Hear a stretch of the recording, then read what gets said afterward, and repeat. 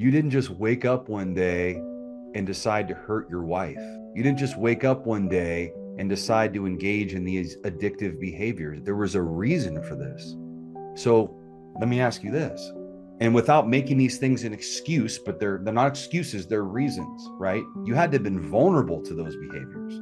So what occurred in your childhood or your life that left you vulnerable to these addictive patterns in the first place? There's a lot of things that happened. There's just completely growing up. I thought I grew up in a healthy home, but it turned out that it was really a detached home, no emotion. There's a lot of things. I have an instance in my past where I was molested by a family member. I mean, there's a lot of things in my life that have caused me to like emotionally detach and shut down, I guess. Well, number one, I want to thank you for sharing that. And let's look at the fact that, have you connected the dots to that? Like really connected the dots to that and forgave yourself for what you've done by understanding there was a reason for it, is that it was John's relationship with himself.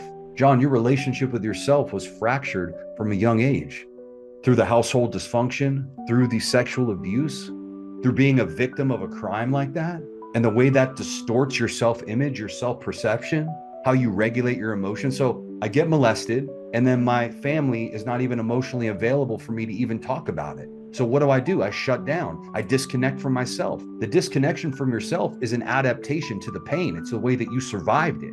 So of course, 40 years later, you're going to find yourself in these addictive patterns and addictive tendencies. Why? It's a way to escape. It's a way to self-medicate. It's a way to self-soothe. It's a way to self-regulate.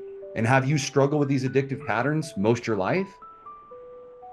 All my life, yeah, since Okay. adolescence. Okay. Well, let's open up a door right now. Right now. In the doorway, at the top of the doorway, it says, forgive John. That John has to forgive John for the way that John has treated John. Because John didn't have a healthy relationship with John because of the imprint psychologically, neurologically, from the traumas that you went through. And that's not an excuse, brother, but it's a reason. And that's not debatable. That's called facts. When you go through something like that in your early life that impacts you emotionally, spiritually, psychologically, neurologically, physically, relationally, socially, when you go through something like that in your life, the correlation between sexual abuse and addiction is incredibly high. And there's tons of research, data, and literature to support it. But see, John, Yeah. you got to see the through line on that, brother. You got to see that and understand that you didn't just wake up one day and decide to hurt your wife. You didn't just wake up one day and decide to have an affair. No, that it's you in your own skin and the discomfort that makes you feel. And that I'm not used to sharing what's going on with me. I'm not used to sharing how I'm feeling. See, that's the biggest problem with addiction, is that our behavior is not congruent with how we really feel about people in our life. And that's the worst feeling ever, right? The agonizing pain of feeling love and care for people in my life, but yet my behaviors don't show it. And all my brothers, all the guys that are close to me, that's an agonizing pain. It's like guys that I've known that have done prison time behind that. And I'm in prison, I'm thinking about my kids, and it's like they don't know how much I love them. They don't know how much I love them. And I'm in this cell, and it's like my behaviors are saying everything other than how I really feel inside. And that hurts. And I didn't choose to hurt people when I decided to do these things. When I decided to self-destruct, I didn't make that choice. The hurting people is a byproduct of it. But the problem is that the people that are hurt can't see beyond the hurt. They can't see the reasons why.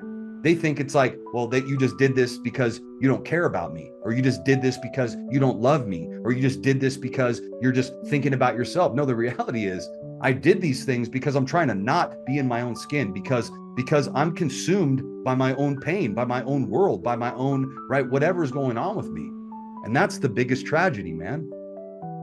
And that's exactly right, actually. That's how I feel. That's how I felt my whole life. That's exactly how I felt. So you're not Yeah. alone in I that, mean, man. because I know I know I love my wife. I know it. You know, but that's been brought up with her too. You're right. It's just like hitting a nail on the head. She's like, well, if you love me, why would you do these things? And the truth is because I don't love me, and you're right. I'm trapped in this body. I've been trapped in this body that I wanted to escape from, basically. Yeah.